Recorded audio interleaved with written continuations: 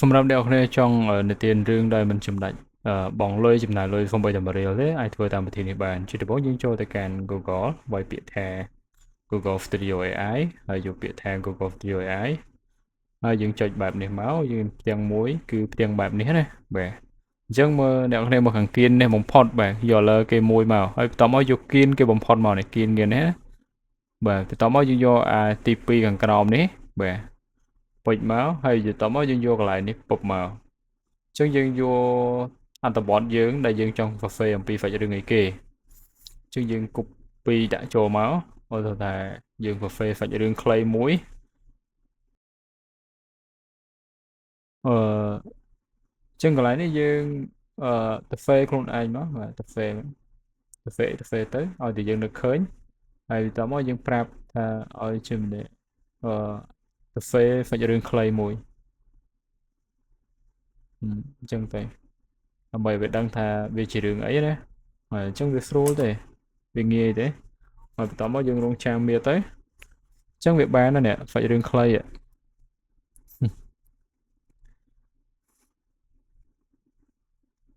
អញ្ចឹងយើងបានសាច់រឿងខ្លីហើយយើងធ្វើមិនយើងយកអានឹងមកនេះបាទ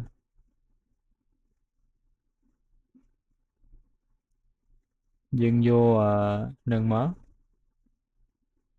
យើងយកមួយណាយកចុះបើកន្លែងនេះយកមួយណាយកចុះ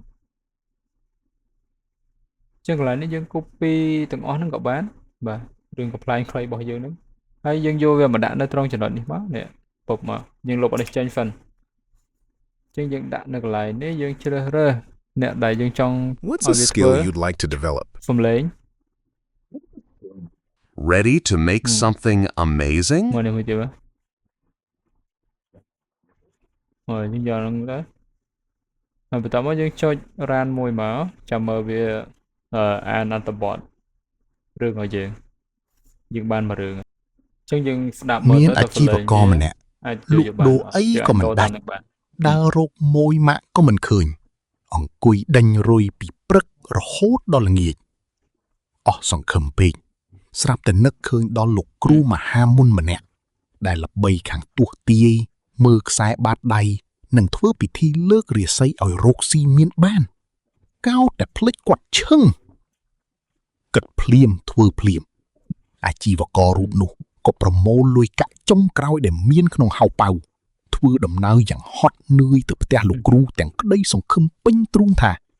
លើកនេះដឹងតែរាសីឡើងខ្ពស់ត្រដែត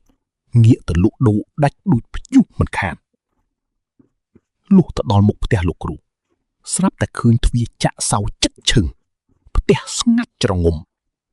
អាជីវករងឿងឆ្ងល់ក៏ទៅសួរអ្នកជិតខាងទាំងបារម្ភអាជីវករមីចុះលោកគ្រូមហាមុនដ៏ល្បីល្បាញគាត់ទៅណាយបិទទ្វារ អ្នកចិត្តខាងងាកមកមើលមុខរួចដកដង្ហើមធំអូយលោកគ្រូឯណាទៀតប្អូនអើយគាត់ទាយឲ្យគេមានបានមែនតែខ្លួនគាត់ដាច់បាយដាច់ទឹកចាក់សៅផ្ទះចោលដើរទៅស៊ីឈ្នួលលីសង្កសីនិងច្រូតស្រូវឲ្យគេបាត់2ខែហើយអាជីវករលឺហើយឈោធ្លុងហួសចិត្តផងចង់សើចផងចង់យំផងគិតក្នុងចិត្តថាទំហំរាសីខ្លួនឯងលោកគ្រូទប់មិនជាប់ផងចាំកាលបានមកជួយលើករាសីឲ្យខ្ញុំទៅលោកគ្រូអើយ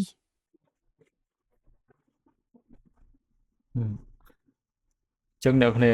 អាចធ្វើបានវាអត់លុយទេបាទវាអាចធ្វើបានអត់លុយទេ free ទៀតអញ្ចឹងយើងអាចយក file នឹងបានតាមនេះមកនេះពាក្យថា download នេះពុបមកយើង download file នឹងទៅធ្វើបានហើយ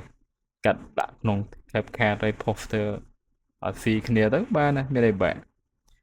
ជម្រាបប៉ុណ្ណេះ